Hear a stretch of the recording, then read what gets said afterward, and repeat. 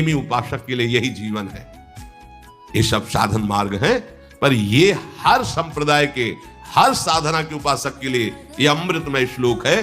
भगवान इस श्लोक में बोले हैं सुलभा, मैं बहुत सुलभता से उसको प्राप्त हो जाता हूं। जैसे महाप्रभु बोले क्यों न बिन कष्ट रस सिंधु को पीजिए, तो कह रहे तस्याहम सुलभा, मैं उसके लिए सुलभ हूं। सुलभ माने बिल्कुल सहजता से प्राप्त हो जाता हूं। किसके लिए? बोले अनन्य चेता सततम यो माम स्मरत नित्यशः, जो मेरा अनन्य चिंतन करता है, नित्य निरंतर चिंतन करता है, बस यही जीवन का लक्ष्य रहा है। गुरु कृपा से बच्चापन में ही गुरुदेव भगवान की बलिहारी यही बात डाल दी थी कि बच्चा निरंतर भजन करने से जो झांकी आती प्रभु, वो मैं शब्द याद है, झांकी आती तब जानना चाहिए भजन, एक क्षण भी भजन न छूटे। ये संस्कार अगर कहीं भगवान की कृपा से और मार्ग का गुरुदेव उपदेश करते तो एकदम कोरा स्वभाव था वही पड़ता, पर भगवान ने जहां जैसे पहुंचाना होता है वैसे ही, जैसे सन्यास मार्ग में भी थे तो हमारी निराकार में रति नहीं थी, गंगाधर भगवान शिव के रूप में आ सकती थी। अब हमें पता चला कि क्यों नहीं होने दी निराकार में, क्योंकि रूप में ही लाना था उनको कृपा करके, इसलिए निराकार में आसक्ति नहीं होने दी। उनका सारा पहले विधान होता है। गुरुदेव भगवान ने ये पिताश्री से कहा, पिताजी आए और कहा कि ये लड़का बाबा बनना चाहता है स्वामी जी। वो आते जाते थे घर में, तो सैमशी में उस समय स्वामी जी विराजमान, तो उनका पाणे छोड़ जाओ, एक हफ्ता बाद ये घर भाग जाएगा, या फिर हम एक हफ्ता बाद मंत्र दे देंगे, तब जान लेना कि साधु बनी ही जाएगा। फिर स्वामी जी जैसी आपकी इच्छा छोड़ के गए। एक हफ्ते जो है गुरुदेव भगवान ईंट ढोवाना, झाड़ू लगवाना, बड़े कार्य करवाना, और जैसे पेड़ा आदि आते सबको बांटते, हमें एक भी पेड़ा नहीं देते। शाम के एक बार भोजन की अनुमति पाल, 7 दिन तक चुपचाप शेष। फिर कहा अच्छा कल गंगा नहा के आ जाना, मंत्र दे देंगे। ठीक है, सुबह गए स्नान करके तो पंचाक्षरी मंत्र दिया, मंत्र दे के कुटिया में गए, फिर उठ के आए, बोले सुनो आओ एक बात कहनी। बैठे, बोले द्वादशाक्षर मंत्र भी ले लो। तुम कहा जपेंगे कौन? बोले पहले तुम ये जपना, लेकिन ये रखे रहो, आगे काम आएगा। हमारी समझ में नहीं आ रहा था कि मतलब मंत्र दो क्यों दे रहे हैं। ये पहले से भूमिका तैयार थी वृंदावन की, हमें पता नहीं था। द्वादशाक्षर मंत्र भगवान श्री कृष्ण का, पंचाक्षरी मंत्र सबसे पहले दिया। बाद में पता चला कि ये बीज तो गुरुदेव ने ही पहले बो दिया था कि जिस मार्ग से घूम के जाना है। वो कह रहे थे कि बाद में तुम्हें पता चलेगा। वो बाल्यावस्था थी, मेरी मति गति वहां तक पहुंच नहीं रही थी। और जपे हम पहला ही, जपे पहला ही, बाद में जब भगवान शंकर ने इधर, तब मुझे समझ में आया कि बीज तो गुरुदेव भगवान ही अंदर से बो दिए थे पहले ही। ये कृपा गुरुदेव भगवान की हुई कि चित्त में बैठाल दिया कि निरंतर चिंतन करना यही संन्यास है, यही साधना है, यही भगवत प्राप्ति का स्वरूप है। गुरु कृपा से पूरे जीवन भर एक बात रही कि हम कभी एक सेकंड के लिए अपने आराध्य देव को ना भूले। पूरे जीवन भर इसकी चेष्टा गुरु कृपा से करते। अन्य सब बात थी साधन की, पर बात उसमें प्रधान ये थी कि भूले ना। जैसे हम गायत्री मंत्र भी जप रहे हैं नैष्ठिक ब्रह्मचर्य में, तो गुरु के द्वारा दिया हुआ पंचाक्षर मंत्र लिखा हुआ है, बार बार उसे देख रहे हैं, अंदर से देख रहे हैं, गायत्री मंत्र चल रहा है। बड़ी कृपा रही है, मन को भागने के अवसर नहीं मिले। अनन्य चेता सततम, इसलिए हम आपको फिर कह रहे हैं, बहुत जल्दी लाभ लेना है तो इसको डबल पटरी में फंसाओ। यह जो एक मन बहुत ठोर कर कहकर उसने सच उपायो, बहुत जगह नहीं लगता है कि एक प्रभु में लगाओ फिर संसार में, प्रभु में ही 2 जगह लगा दो। बड़ी चतुराई से फांसा जाता है। यदि मंत्र से भाग रहा हो और तुम्हें कहीं रूप का अभ्यास हो, भगवत कृपा से तो रूप में फंसाओ, चरणों से लेकर के मुकुट तक, मुकुट से लेकर चरणों तक इसको फंसाओ। पर यह कठिन बात है, रूप आना कोई साधारण बात थोड़ी। तो डबल नाम में फंसाओ। जैसे कल कहा था कि शरणागत मंत्र चल रहा, राधा लिखे है, राधा बार बार, और शरणागत मंत्र जा कहा जाएगा। तो जब गायत्री जी जब करते थे अनुष्ठान पुरस्चरण का, तो सामने पंचाक्षरी मंत्र लिखा हुआ है और गायत्री मंत्र चल रहा है। अगर हम जरा सा भी चूकेंगे तो या तो मंत्र छूटेगा और या तो दृश्य छूटेगा। बिल्कुल मन को कोई जगह नहीं रखते थे, कोई जगह नहीं रखते। अनन्य चेता, ये बहुत बड़ी सिद्धि, बहुत बड़ा लाभ है कि अन्य कुछ स्मरण ना आवे। इसका अभ्यास आप कर लीजिए, फिर नशा तो ये चढ़ा देगा। ऐसा नशा चढ़ता है, ऐसा लगता है जैसे खोपड़ी घूम रही हो और उसके साथ मंत्र घूम रहा हो। ये ऐसे करो तो पका जैसा दर्द होने, एक एक नस नाड़ी मंत्राकार। न भोजन की इच्छा है, न किसी के देखने की इच्छा है, इच्छा रहित केवल मंत्र चल रहा है, तदाकार वृत्ति, मंत्राकार वृत्ति। अब इतनी प्रपंच की वृत्तियां फैलाए हो, इतना बहिर्मुख हो, कैसे बात समझोगे अंतर की? अनन्य चेत, भगवान कह रहे मैं सुलभ हूं, सुलभ हूं। काशी में प्रतिदिन ये होता, आज महादेव जी साक्षात आएंगे, सुबह से तैयारी हो जाती थी, आज महादेव जी आए। घाट में ही रहते थे, पंडों की छतरी के नीचे तपती हुई धूप, तो घाट में धूप ऐसे ज्वाला सी लगती थी, और छोटी सी छतरी उसी के नीचे दोपहर रात्रि वहीं 2 बजे तक तो तपती थी फर्श, और 2 बजे के बाद स्नान करके महादेव जी विश्वनाथ जी पहुंच गए। बस रोज आज तो निश्चित। एक दिन इतना आनंद था कि आज तो बस आ ही रहे हैं, ऐसा आ ही रहे हैं। जैसी भावना करोगे, जा पर जाकर सत्य सने हो, सो तो ही मिले न कुछ संदेह हो। भयंकर जटाओं का बोझा ऐसे, इतना बड़ा हाथ में त्रिशूल लिए, देखा दोपहर में नग्न पैर से आ गए। अब अपने जो जहां पागल हुए उसको दिखाए, साष्टांग दंडवत, मौन, कुछ बोले नहीं उससे। हम तो बस वैसे स्तब्ध, जैसे कोई जड़वत। बाद में विचार आया, इसका मतलब क्या था? मैं ही मैं हूं, दूसरा कोई नहीं। अलग से देखने की भावना मत करो, कण कण में मैं विराजमान हूं। एक दिन भाई जी के प्रति बहुत आकर्षण जब था, तो एक स्वप्न देखा कि स्वप्न में हम भाई जी से पूछ रहे कि मुझे श्री कृष्ण की प्राप्ति कब होगी। इसके बाद की बात, भाई जी ने ऐसे चश्मा करके ऐसे देखा, राधा बाबा बगल में बैठे, और कहा जब श्री कृष्ण बन जाओगे तब श्री कृष्ण की प्राप्ति होगी। जगने पर, बहुत विचार करने पर फिर यह कि श्री कृष्ण बन जाओगे, भाई जी का तात्पर्य क्या था? तब समझ में आया, मन कृष्णाकार, बुद्धि कृष्णाकार, चित्त कृष्णाकार, अहम कृष्णाकार, तब कृष्ण साक्षात्कार हो गया। नित्य युक्तस्य योगिनः तस्याहं सुलभा पार्थ नित्य युक्तस्य योगिनः। नित्य युक्त हो गया जिसका चित्त प्रभु को छोड़कर किसी भी भोग भूमि में, किसी भी ऐश्वर्य में, किसी भी सिद्धि में।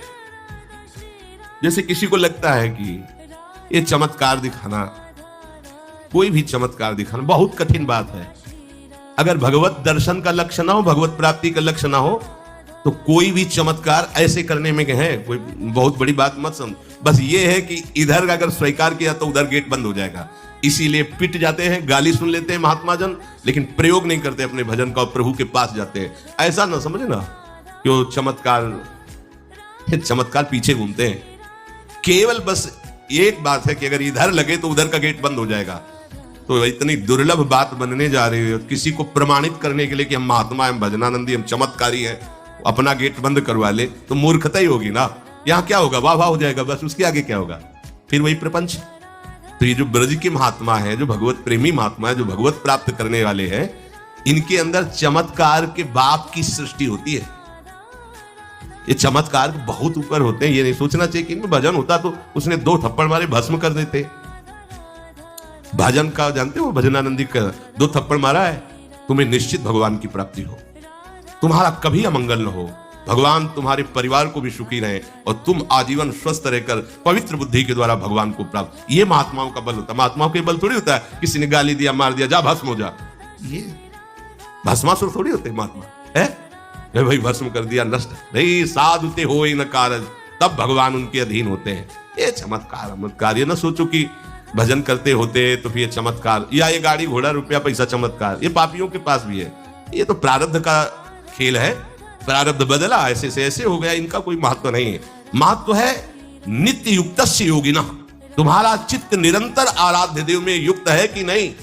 किसी भी ऐश्वर्य, किसी भी भूमि, किसी भी पद का कोई भी संबंध, आश्रय, चिंतन नहीं। यह हुआ अनन्य चेता। जैसे पतिव्रता स्त्री का मन केवल पति के ही सुख में निमग्न रहता है, पति का चिंतन, पति की बातें, पति वो उसी में मगन रहती है। पति के सिवाय उसके मन में अन्य किसी पुरुष का राग पूर्वक चिंतन कभी होता ही नहीं। जैसे शिष्य का गुरु के सिवाय कहीं चिंतन नहीं होता। पतिव्रता पत्नी का मन, प्राण, तन सब पति के ही सेवा में, चिंतन में, मनन में। जैसे शिष्य का गुरु के ही तन, उनकी सेवा में मन, उनके आज्ञा के पालन करने में, एक एक चेष्टा गुरु की प्रसन्नता के लिए, कोई दूसरा इष्ट शिष्य का होता ही नहीं है। शिष्य का कोई दूसरा इष्ट नहीं होता। ऐसे शिष्य को अपने गुरुदेव में ही भगवान का साक्षात्कार हो जाता है, क्योंकि पर्दा हटा तो देख लिया कि प्रिया प्रीतम मुस्कुराते हुए बैठे। श्री भट्ट देवाचार्य जी के पास जब हरिव्यास देवाचार्य जी आए तो कहा, भगवान हम शिष्य बनना चाहते हैं। तो उनका, तुम्हें हमारी गोद में कुछ दिखाई दे रहा है? तो कहा, ऐसा में कुछ तो नहीं दिखाई दे रहा है। तो उनका, फिर अभी तुम जाओ गिरिराज जी की 12 वर्ष परिक्रमा करो, राधे राधे बोलो 12 वर्ष। ऐसा ही किया। 12 वर्ष बाद फिर आए, अब कुछ दिखाई दे रहा है? बोले, भगवान कुछ नहीं दिखाई दे रहा। बोले, जाओ फिर 12 वर्ष करो। कह रहे कि जो शिष्य है गुरु के सिवा और कोई इष्ट नहीं है, उन्हीं का चिंतन, उन्हीं की आज्ञा, तो वही उसको साक्षात्कार हो जाता है। जब 24 वर्ष बाद आज्ञा पालन करके आए तो देखा प्रियालाल गोद में। बोले, अब कुछ दिखा है? हाँ। बोले, प्रियालाल महाराज जी विराजमान है, आओ। वही महावाणी के रचयिता श्री हरिव्यास देवाचार्य जी गुरु आज्ञा में एक कदम पीछे ने 24 वर्ष गिरिराज जी की परिक्रमा राधे राधे आए नहीं, जब तक आज्ञा पालन नहीं हुई। आज्ञा पालन साक्षात्कार करने के बाद मंत्र दीक्षा दी। आज्ञा पालन का फल भगवत साक्षात्कार। जो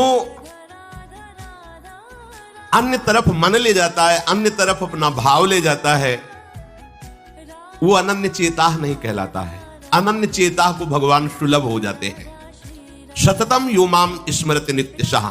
सततम का अर्थ होता है जब आप होश में हैं तो आपका मंत्र या नाम चल रहा हो।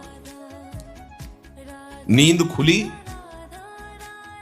आप जप नहीं रहे, आपको ऐसा मंत्र जपना, ऐसा नहीं, चल रहा है। तो सोते में भी चल रहा है। जब आप नींद में गए तो आपका मंत्र चल रहा था, आप सुषुप्ति में हो गए पर आपको पता नहीं। जब जगो तो आप देखो चल रहा है कि नहीं चल रहा है। अगर चल रहा है तो चल रहा था, नहीं चल रहा तो फिर सतत नहीं था। उसका कारण आपने सोते समय भजन नहीं किया। यह भी गुरु कृपा से पहले ही सिखा दिया गया था कि जब तक गाढ़ नींद ना आवे तब तक आसन में बैठ के मंत्र जप करो, जब आ जाए तो लेट जाओ, मंत्र का ही चिंतन करते हुए तो उसी प्राय उपासक जो भजन करते हो अनुभव करते होंगे, जबते ही मंत्र चल रहा है। सैकड़ों बार तो ऐसा अनुभव हुआ कि हम सो ही रहे हैं पर आसन में बैठ गए, जब चेतना आई तो देखा है कि मंत्र चल रहा है, आसन में बैठे। अभ्यास बहुत बड़ा बल होता, मतलब अभी नींद खुली नहीं, आसन में बैठ गए।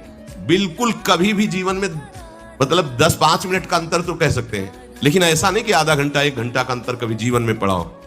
और वो अलार्म कभी जीवन में लगाया नहीं है। गंगा किनारे कहां अलार्म। अभ्यास बहुत बड़ी ताकत होती, बहुत। आप सोचो, अभ्यास नहीं तो नेत्र खोल के भी निशाना नहीं लगा सकते, और अभ्यास है तो शब्द पे गोली मार देगा, आवाज हुई ठीक वही गोली लगेगी। अभ्यास बहुत बड़ी ताकत होती है। अभ्यास इतना भजन का, सततम योमाम स्मृति नित्यशः, बहुत कठिन लग रहा है ये, पर एक बार मन पकड़ लेगा तो बहुत आनंद आएगा। कैसी कैसी आनंद वृत्तियां होती हैं निरंतर भजन करने वालों की। दूसरे की जरूरत नहीं, अपने आप में नाचता है, अपने आप में बातें करता है, अपने आप में हंसता है, अपने आप में खेलता है, उसे किसी और की जरूरत नहीं होती। वो अपने आप, जो आप है ना, वो अपने आप से खेलता है, अपने आप में हंसता है, अपने आप से बातें करता है। जो भगवत प्राप्ति करना चाहता है, जो अध्यात्म की ऐसी ऊंचाई पर पहुंचना चाहता है जहां काम क्रोध लोभ मोह मद मत्सर ईर्ष्या द्वेष इनका प्रवेश ही नहीं, इनकी पहुंच ही नहीं है, कितना उस हृदय में आनंद होगा जिसमें कोई कामना नहीं, कोई द्वंद्व प्रभावित नहीं कर पा रहा। और यही तो प्राप्त करने के लिए हमें मानव देह मिला है। पीछे के पद में भगवान ने भक्त्या युक्तः शब्द का प्रयोग किया था। भक्ति युक्त, भक्ति प्रभु के सिवा अन्य कोई हमारा प्रिय ना रह जाए, यह है भक्ति की कसौटी। ज्ञान की कसौटी, आत्मरति के सिवा और कहीं रति न रह जाए। आत्मावान, आत्मरति, आत्म क्रीड़ावान।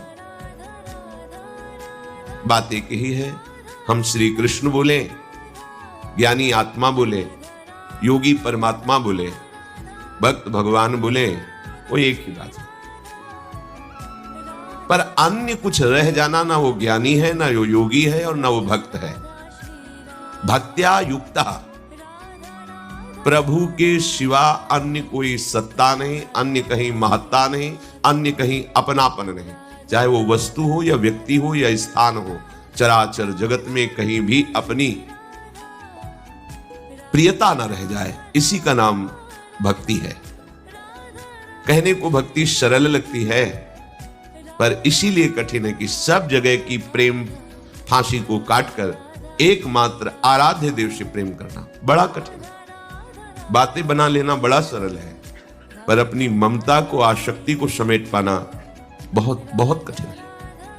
कोई बिरला साधक ऐसा होता है जो अपने लक्ष्य की तरफ रखता है, भगवान सामने, सदगुरुदेव सामने, पर ये दुष्ट इंद्रियां और मन जगत को ही पाना चाहते हैं, जगत को ही भोगना चाहते हैं, जगत को ही देखना चाहते हैं। कैसी मलिनता!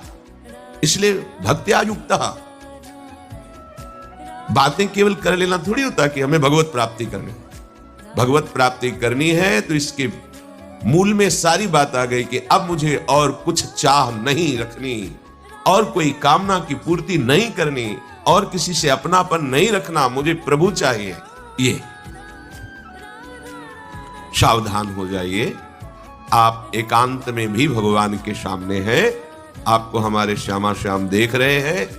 ऐसी भावना से हर समय सजग रहोगे तो पापाचरण बंद हो जाएंगे। पापाचरण बंद होते ही हृदय प्रभु की तरफ भाग पड़ेगा। प्रभु की तरफ भागना क्या है?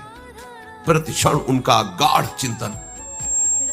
फिर किसी सुख की तुम्हें आकांक्षा नहीं करनी पड़ेगी, किसी सुख का तुम्हें अभाव नहीं लगेगा। ए परलोक सकल सुख पावत, मेरी सो भैया कृष्ण गुण संचु।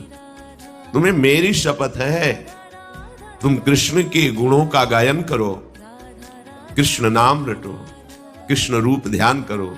इसका फल होगा प्रियाजू के चरणों में प्रीति।